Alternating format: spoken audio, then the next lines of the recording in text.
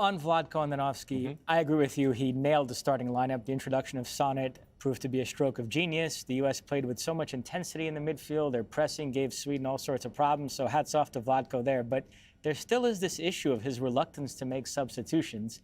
He made one in the second half. Lynn Williams came on for Trinity Rodman, and that was a forced one because Rodman had been ill in the lead-up to the match, so we were told that her minutes were going to be limited regardless. Yeah, and you could see her coughing on the sideline, and so there was a sickness. But she played well, actually, through that game. But that, she needed to make a change. And Lynn Williams came in, and her speed was awesome down that right-hand side. So that was it in the 90 minutes, and then he brought on Rapinoe in the extra time. And then I'm not even going to count the last two, O'Hara and Mewis, because they came on just to take the penalties. So it was essentially two real subs in 120 minutes of action.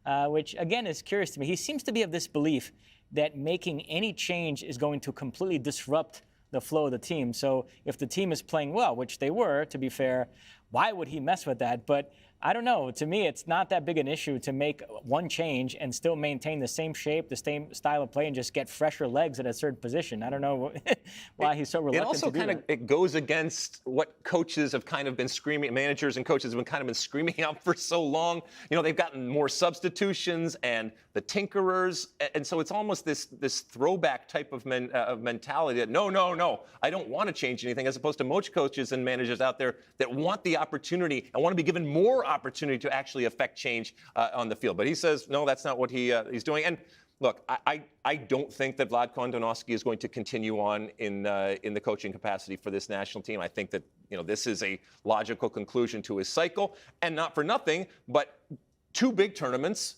they've bombed out of both of them, and historically they have failed. And so I think it's, as I said, I think it's just a logical thing. I don't think that his time has been unsuccessful with the national team in terms of identifying some new players.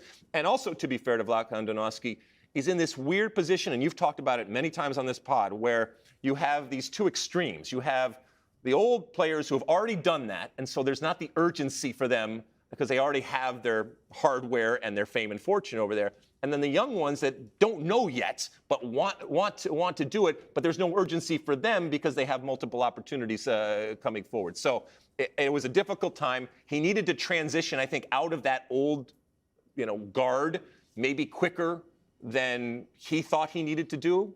But ultimately, the results are the only thing that matter. Here we sit today in a place that we haven't sat ever from a national team perspective in a World Cup. And certainly, given the last couple of World Cups, this is very, very early to be having these types of conversations.